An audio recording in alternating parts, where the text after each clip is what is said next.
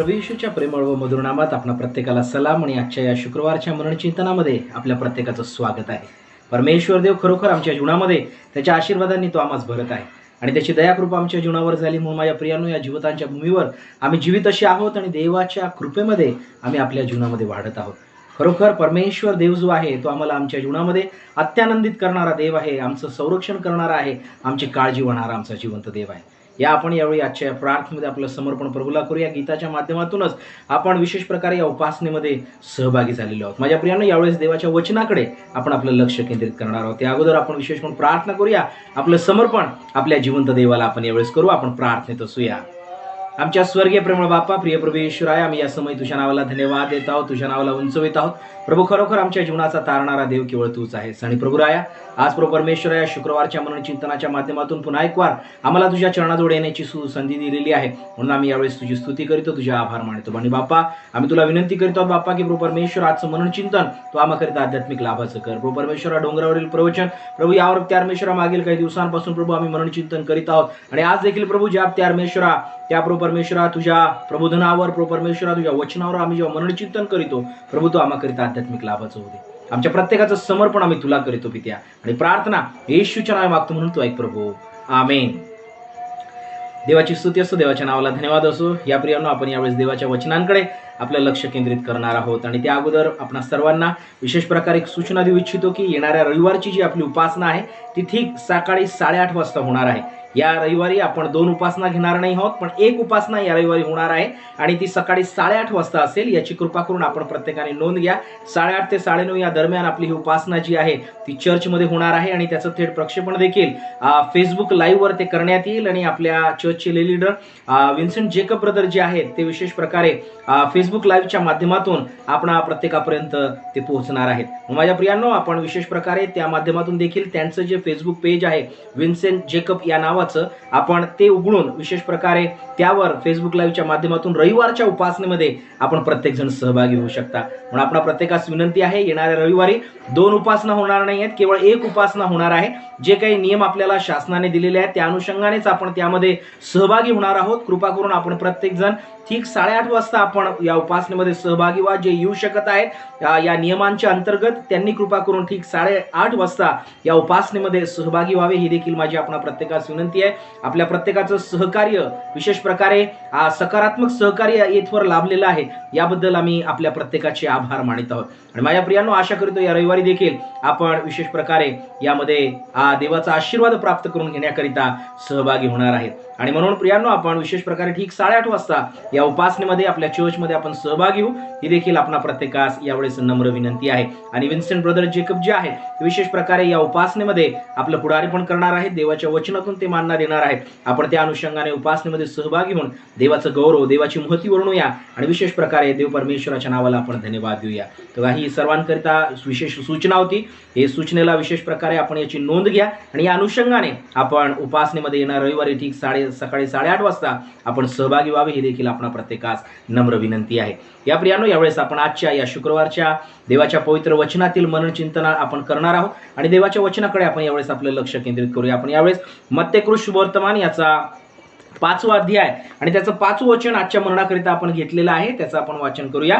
मत्ते शुभवर्तमान याचा 5वा अध्याय आणि त्याचं 5वं वचन आम्हाला येण्याप्रमाणे सांगते, जे सौम्य ते धन्य, कारण ते पृथ्वीचे वतन भोगतील।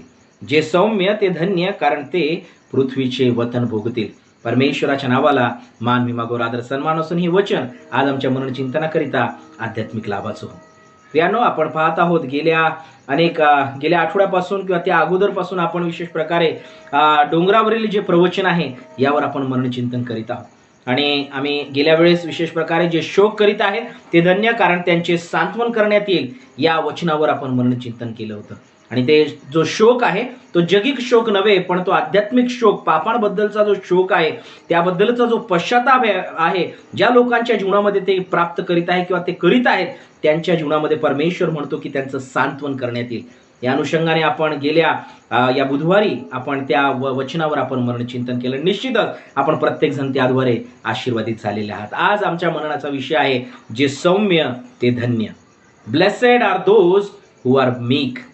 ब्लेसेड आर द मीक हा विशेष प्रकारे आपण आपल्या मननाचा विषय घेतलेला आहे। बिकॉज फॉर दे शाल इनहेरिट द अर्थ. हे देवाचं वचन आम्हाला सांगतं. माझ्या प्रियांनो, जेव्हा आपण या वचनांकडे पाहतो आम्हाला या ठिकाणी दिसून येतं की प्रभू येशू ख्रिस्त जो आहे हे डोंगरावरील प्रवचन त्यांना देत असताना जणू काही जे अनुयायी त्याच्या मागे त्या ठिकाणी आलेले आहेत त्यांचं जीवन देवाच्या कृपेने, देवाच्या या वचनांनी तो परिपूर्ण करण्याचा प्रयत्न करीत होता. मानवाच्या जीवनातील जो रिकामापणा आहे, मानवाच्या जीवनातील जो रिक्तपणा आहे तो भरून काढण्याचा प्रयत्न प्रभू येशू ख्रिस्ताने या डोंगरावरील प्रवचनांच्या माध्यमातून केलेला आहे. आणि ही वचनं आमच्या दैनंदिन जीवनाकरिता, आम्ही जे देवासोबत आपलं जीवन जगत आहोत, ख्रिस्तासोबत जे आम्ही आपलं जीवन जगत आहोत, आमच्या दैनंदिन जीवनाकरिता ही देवाची वचनं फार मदतीनेच अशी आहेत. या वचनांना जर आज आम्ही आपल्या जीवनामध्ये स्वीकारणार आहोत, याप्रमाणे जर आम्ही आपल्या जीवनाची वाटचाल करण्याचा प्रयत्न करणार आहोत, निश्चितच देवाचा आशीर्वाद आम्हाला आमच्या जीवनामध्ये प्राप्त होणार आहेत. अनेक असे आशीर्वाद या डोंगरावरील प्रवचनांमध्ये, या वचनांमध्ये, मत्ते कृष्ण वर्तमान याचा 5 अध्याय 1 ते 12 वचनं जे आम्ही पाहतो यामध्ये देण्यात आलेले आहेत, आमच्याकरिता प्रदान केलेले आहेत. ते आम्हाला आमच्या जीवनामध्ये स्वीकारावयाचे आहेत. आणि आज आम्ही पाहत आहोत, जे सौम्य ते धन्य, कारण ते पृथ्वीचे वतन भोगतील. सौम्य या शब्दाकडे जर आम्ही पाहिलं तर ग्रीक भाषेमध्ये सौम्य या शब्दाकरिता जो ग्रीक शब्द वापरण्यात आलेला तो आहे प्राउस, PRAUS, प्राउस.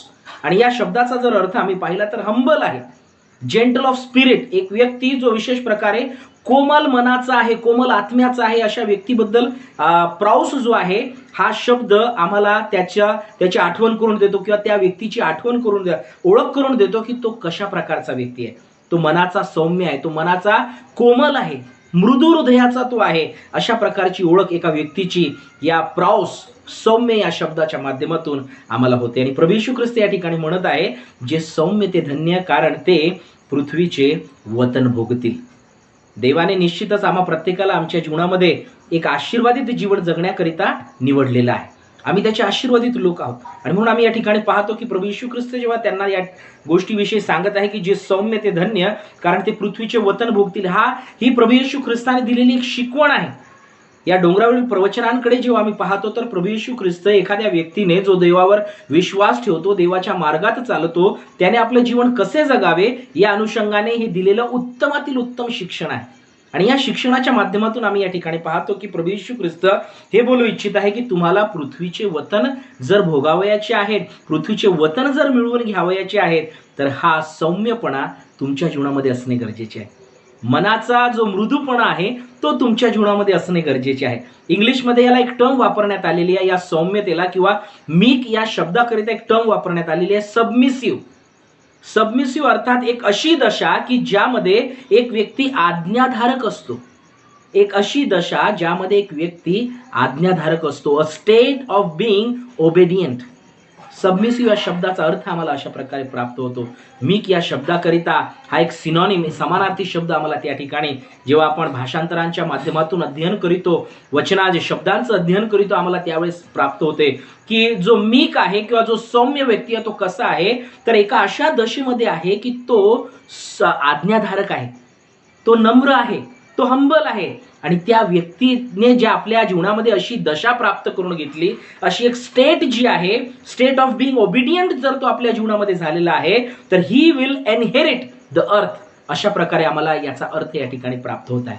म्हणजे प्रभू येशू ख्रिस्त सांगू इच्छित आहे की जर तुम्हाला तुमच्या जीवनामध्ये या पृथ्वीचे वतन प्राप्त करून घ्यावयाचे आहे तर तुम्ही आपल्या जीवनामध्ये नम्र असले पाहिजे, सौम्य असले पाहिजे, मनाचे तुम्ही कोमल असले पाहिजे. एक अशा दशेमध्ये तुम्ही असले पाहिजे की ती दशा जी आहे ती तुमच्या जीवनामध्ये आज्ञाधारकपणाची असेल. अर्थात देवाविषयी, जगातील मनुष्याविषयी नव्हे, पण देवाविषयी आम्ही आज्ञाधारक असणे अत्यंत गरजेचे आहे. देवाने जे आज्ञा आम्हाला दिलेल्या आहेत, देवाने ज्या गोष्टी आम्हाला दिलेल्या आहेत, जे वचन आम्हाला दिलेले आहेत, जे जीवन त्याने आम्हाला दिलेले आहेत, या जीवनामध्ये आम्हाला देवाप्रती आज्ञाधारक जर आम्ही राहू तर निश्चितच आम्ही पृथ्वीचे वतन भोगणार आहोत.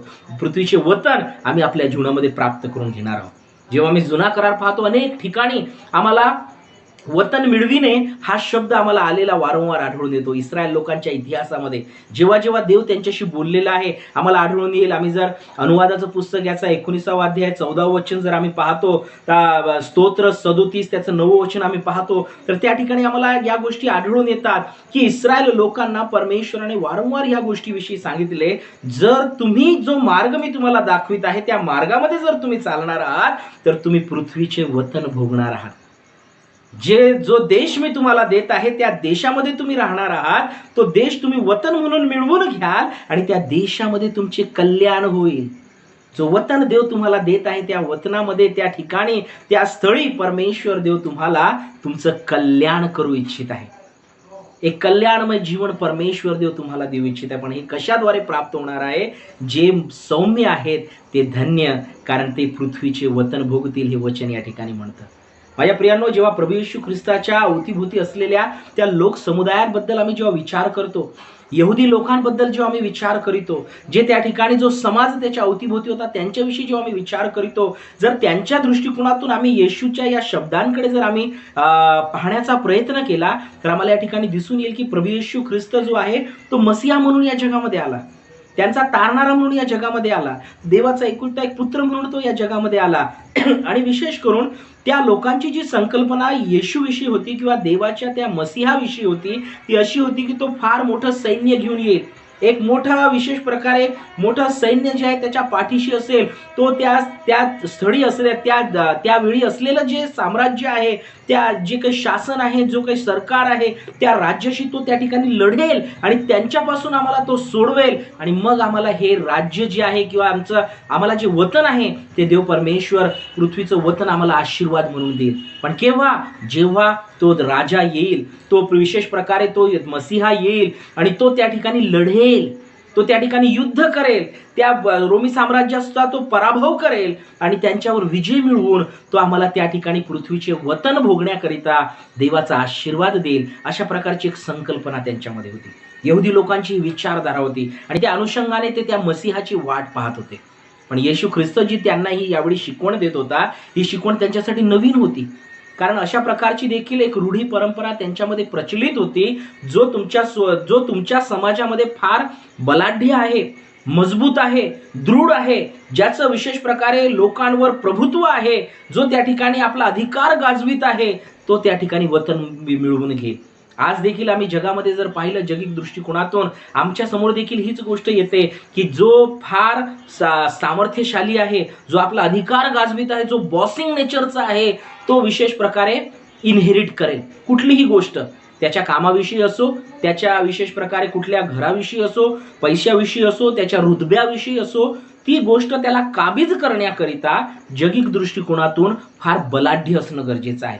फार एक प्रकारे जर आम्ही हे म्हटलं तर क्रूर दृष्टिकोनाचा जो व्यक्ती आहे, क्रूर वृत्तीचा जो व्यक्ती आहे, तो आपल्या जीवनामध्ये त्याचं साम्राज्य प्रस्थापित करू शकतो त्याच्या त्या क्रूरतेने, त्याच्या त्या विशेष प्रकारे वाईट स्वभावातून.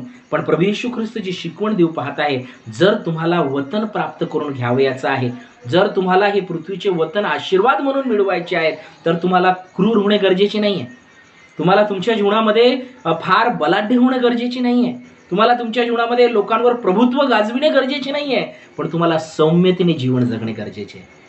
नम्रपणे तुम्हाला आपलं जीवन जगणं गरजेचं आहे. आणि जेव्हा तुम्ही नम्रतेने जीवन जगाल, परमेश्वर देव तुम्हाला पृथ्वीचे वतन हे तुम्हाला मिळवून देईल. जो देश, जे वतन परमेश्वर तुम्हाला देत आहे, त्यामध्ये तुमचे कल्याण होईल. हे देवाचं वचन जे अनुवादाच्या पुस्तकामध्ये सांगतं, ते त्या व्यक्तींच्या जीवनामध्ये प्राप्त होतं. म्हणून येशूची ही जी शिकवण आहे, ही त्या समयातील लोकांकरिता नवीन होती की नम्रतेने, सौम्यतेने आम्ही कशी काही आमच्या जीवनामध्ये काही मिळवून घेऊ.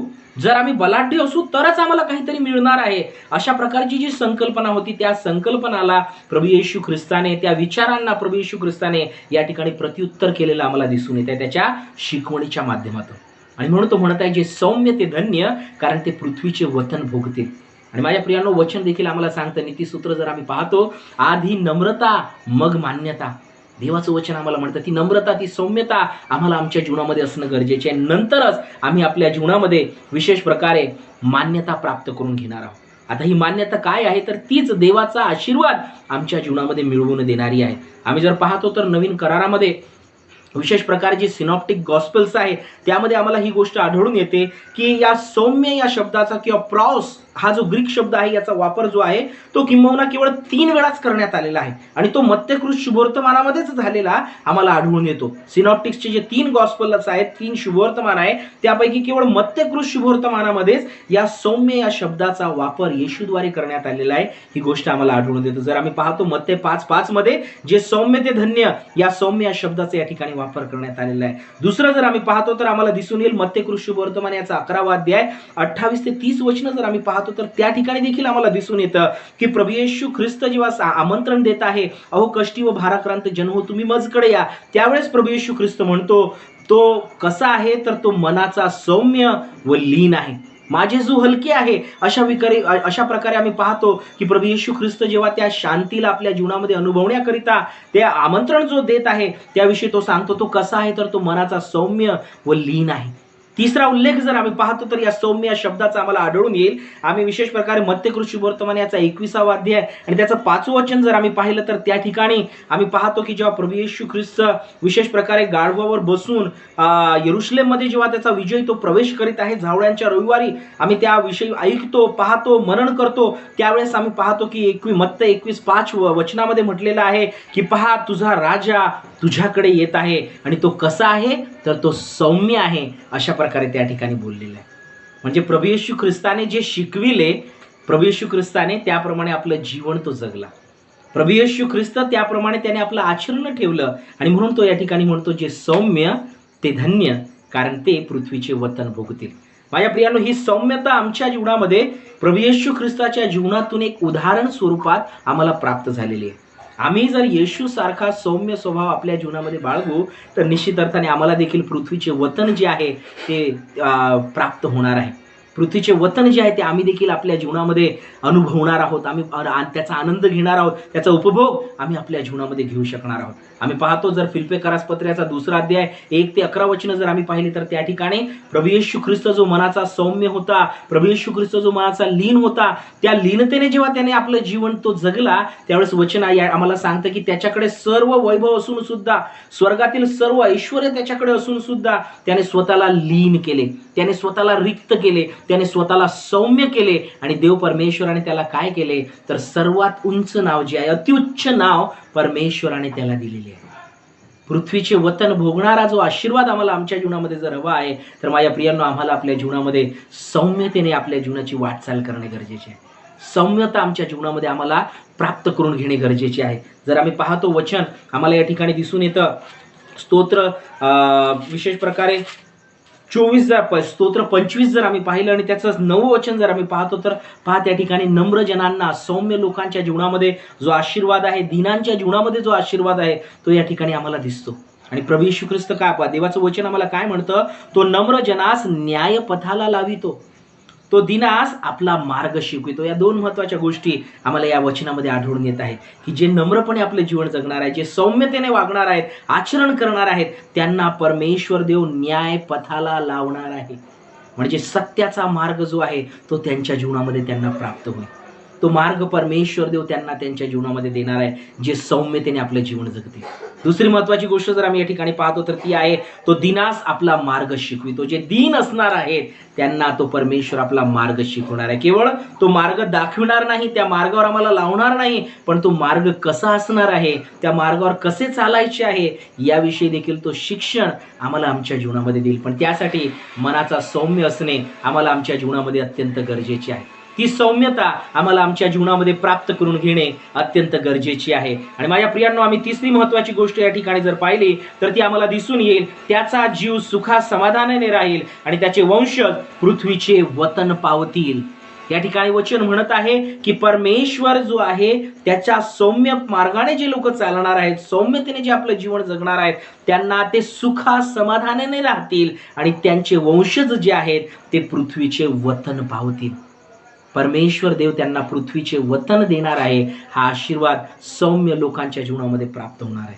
म्हणून माझ्या प्रियांनो, आम्हाला सौम्यतेने आपल्या जीवनाची वाटचाल आमच्या जिवंत देवासमवेत सदुदित करावयाची आहे.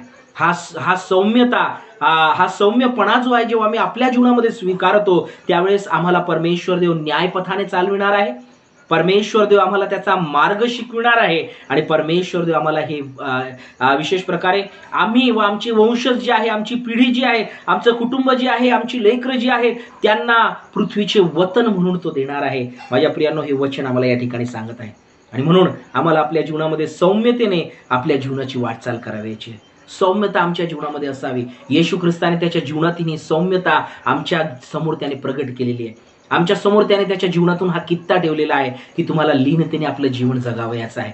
फिलिप्पियरास पत्र याचा 2रा अध्याय जर आम्ही पाहतो तर पहा ठिकाणी बाळप्रियांनो त्या ठिकाणी म्हटलेलं आहे की त्याने स्वतःला रिक्त केले, म्हणजे मनुष्याच्या प्रतिरूपाचा होऊन दासाचे स्वरूप धारण केले आणि मनुष्य प्रकृतीचे असे प्रगट होऊन त्याने मरण आणि तेही वधस्तंभावरचे मरण सोचले, येतपर्यंत आज्ञापालन करून त्याने स्वतःला लीन केले. ह्यामुळे देवाने त्याला अतिउच्च केले आणि सर्व नावापेक्षा जे श्रेष्ठ नाव ते त्याला दिले. ह्यात हेतू हा की स्वर्गात व पृथ्वीवर, पृथ्वीखाली प्रत्येक गुडघा येशूच्या नावाने टेकला जावा आणि ये देवपित्याच्या गौरवासाठी प्रत्येक जिभेने येशू ख्रिस्त हा प्रभू आहे असे कबूल करावे. प्रभूने स्वतःला सौम्य केले, स्वतःला लीन केले, त्याच्या जीवनातून ती सौम्यता त्याने प्रगट केली. अर्थात देवाचं वचन या ठिकाणी सांगतं ती लीनता धारण करीत असताना, ती सौम्यता आपल्या जीवनामध्ये अंगीकारित असताना त्याने आज्ञापालन केले आणि आज्ञापालन असे केले की त्याने स्वतःला लीन केले आहे. माझ्या प्रियांनो, ही सौम्यता जी आहे ती आम्हाला अशा प्रकारची दशा आपल्या जीवनामध्ये देते, एक अशा प्रकारची स्थिती आमच्या जीवनामध्ये आम्हाला मिळवून देते की आम्ही आज्ञाधारक होतो. A state of being obedient. आम्ही आपल्या जीवनामध्ये त्या परमेश्वरासाठी आम्ही आज्ञा पाळणारे त्याचे लोक होतो. आणि जेव्हा आम्ही त्याची आज्ञा पाळतो, वचन आम्हाला या ठिकाणी सांगतं पृथ्वीचे वतन तो आम्हाला देणार आहे, मिळवून देणार आहे. ते आम्हाला, आमच्या वंशजांना, आमच्या कुटुंबाला, आमच्या लेकरांना, आमच्या पिढीला परमेश्वर देव ते आशीर्वाद स्वरूपात देईल. आणि म्हणून माझ्या प्रियांनो, आम्ही सौम्यतेने, लीनतेने आपल्या जीवनाची वाटचाल करूया आणि आपल्या जीवनाद्वारे त्या देवाचं गौरव करूया. डोंगरावरील हे प्रवचन प्रभू येशू ख्रिस्ताने ज्या लोकांना दिले त्या लोकांसाठी ही संकल्पना, ही विचारधारा, ही शिकवण नवीन होती. पण तरी येशूने त्यांना सांगितले की तुम्ही जसा तुम्ही विचार करीत आहात की पृथ्वीचे वतन मिळविण्याकरिता, अधिकार मिळविण्याकरिता, प्रभुत्व मिळविण्याकरिता जो बलाढ्यपणा गरजेचा आहे, त्या बलाढ्यपणानेच तुम्ही मिळवू शकणार नाही. पण सौम्यता तुमच्या जीवनामध्ये असावी. ती सौम्यता कोणासमोर? तर प्रभू समोर. लोकांसमोर तर असावीच, पण प्रभू समोर जेव्हा तुम्ही नम्र व्हाल तर तो तुम्हाला उचित समय तो तुम्हाला उंच करणार आहे. त्याच्या नियोजित वेळी तो आम्हाला उंच करणार आहे. म्हणून माझ्या प्रियांनो, आम्ही या अनुषंगाने आपल्या जीवनामध्ये सौम्यता, लीनता प्राप्त करून घेण्याचा प्रयत्न करूया आणि येशूची ही शिकवण आमच्या जीवनामध्ये आशीर्वादित होते किंवा नाही याचा देखील अनुभव आम्ही आपल्या जीवनामध्ये घेऊया. परमेश्वर देव या वचनाद्वारे आम्हा प्रत्येकाला आशीर्वादित करो. जे सौम्य ते धन्य, कारण ते पृथ्वीचे वतन भोगतील. हा देवाचा आशीर्वाद आज आम्हा प्रत्येकाकरिता आहे, प्रत्येक कुटुंबाकरिता आहे. जे वचन आज ऐकत आहेत, ज्यांच्या कानावर आज देवाचं वचन हे पडत आहे, माझ्या प्रियांनो, आम्हा प्रत्येकाला परमेश्वर हे सांगू इच्छित आहे की या जगामध्ये जरी अडीअडचणी आहेत, संकट आहेत, संघर्ष आहेत, स्पर्धा आहे, वेगवेगळ्या प्रकारची आव्हानं आहेत, पण जर तुम्ही सौम्यतेने परमेश्वरासोबत आपलं जीवन जगाल, पृथ्वीचे वतन तुम्ही भोगणार आहात. पृथ्वीचे वतन परमेश्वर देव तुम्हाला मिळवून देईल. हा देवाचा आशीर्वाद आहे. तर आपण सौम्यतेने जीवन जगण्यास प्रयत्न करूया आणि त्या येशूचा कित्ता आपल्या जीवनामध्ये अवलंबन करून, त्याचा स्वीकार करून, अंगीकार करून त्याप्रमाणे आचरण करण्याचा आम्ही सतत प्रयत्न करावा, हीच प्रभूचरणी यावेळेस विनंती आहे. या प्रियांनो, आपण यावेळेस प्रार्थनेमध्ये असूया. परमेश्वराच्या समक्षतेमध्ये आपण आपलं समर्पण करू. आपण प्रार्थना करूया. आमच्या स्वर्गीय प्रेमळ बापा, प्रिय प्रभू येशूराया, आम्ही यावेळेस तुझ्या नावाला धन्यवाद देत आहोत, तुझ्या नावाला उंचवित आहोत, तुझी स्तुती करीत आहोत.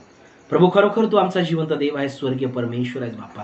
प्रभू, आज तुझं वचन आम्हाला सांगत आहे जे सौम्य ते धन्य, कारण ते पृथ्वीचे वतन भोगतील. आणि प्रभू, ही सौम्यता, लीनता तू आज आमच्या जीवनामध्ये दे. आमच्या प्रभू परमेश्वरा, प्रभू वागणुकीमध्ये दे, आमच्या ख्रिस्ती जीवनाच्या वाटचालीमध्ये तू दे बाप्पा. आणि त्याद्वारे प्रभू आमचं जीवन तू आशीर्वादित कर, आमच्या कुटुंबाला तू आशीर्वादित कर, आमच्या येणाऱ्या पिढीला प्रभू तू आशीर्वादित कर बाप्पा.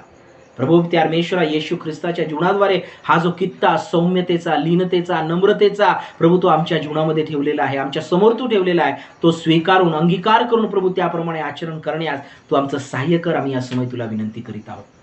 प्रभू राय, या जगामध्ये अनेक अशी आव्हानं आमच्या समोर आहेत, अनेक असे संघर्ष प्रभू आमच्या समोर आहेत. प्रभू, अनेक असे प्रभू परमेश्वरा कसोटी प्रभू आमच्या समोर आहेत की प्रभू त्यातून आम्हाला जावयाचं आहे, त्यांना आम्हाला सामोरे जावयाचं आहे. पण प्रभू परमेश्वरा, बलाढ्य गोष्टींनी नव्हे, प्रभू परमेश्वरा मोठमोठ्या गोष्टींनी नव्हे, पण मनाच्या सौम्यतेने प्रभू आम्ही त्यांना सामोरे जावं आणि तुझा आशीर्वाद आमच्या जीवनामध्ये मिळवून घ्यावा, अशी कृपा तू आमच्या प्रत्येकांवर कर. प्रभू, आम्ही या समय तुला विनंती करीतो. प्रभू, आमच्या प्रत्येकाचं जीवन या समय आम्ही तुझ्या हातामध्ये समर्पित करीत आहोत. तुझ्या नावाला धन्यवाद देतो की प्रभू या आठवड्याभर प्रभू तू आमचा सांभाळ केला. येणाऱ्या या आठवड्यातही प्रभू तू आमच्या समवेत हो, आमच्या जीवनाची काळजी घे. आणि प्रभू परमेश्वर, तुझं वर्धस्त सदैव आमच्या जीवनावर असू दे पित्या. प्रभू राया, प्रभू माझ्या समस्त मंडळीला प्रभू या समय तुझ्या हातामध्ये देतो पित्या. त्यांच्याही प्रभू परमेश्वरा प्रत्येकाच्या जीवनामध्ये प्रभू तुझी कृपा तू प्राप्त होऊ दे. प्रत्येक कुटुंबामध्ये सुख शांती प्रभू परमेश्वरा तुझं आरोग्य प्राप्त होऊ दे पित्या. आणि प्रभू या 2021 वर्षातील ही वाटचाल प्रत्येक विश्वासणाऱ्यांकरिता प्रभू सौम्यतेने भरलेली असावी, सौम्यतेचं आचरण प्रभू करणारी असावी. आम्ही या समय तुला विनंती करीत आहोत.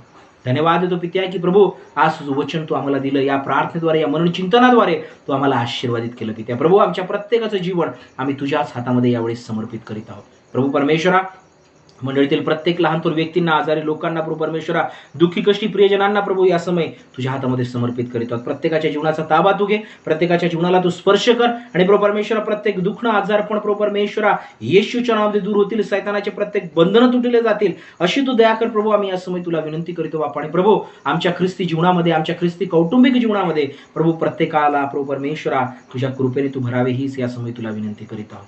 धन्यवाद देतो पित्या. पुन्हा एक वार प्रभू परमेश्वरा माझ्या समस्त मंडळीला, प्रत्येक विश्वासणाऱ्यांना प्रभू जे आमच्यासोबत प्रभू आज या व्हिडिओच्या द्वारे जोडले गेलेत त्या प्रत्येकांना प्रभू या समय तुझ्या हातामध्ये समर्पित करीतो.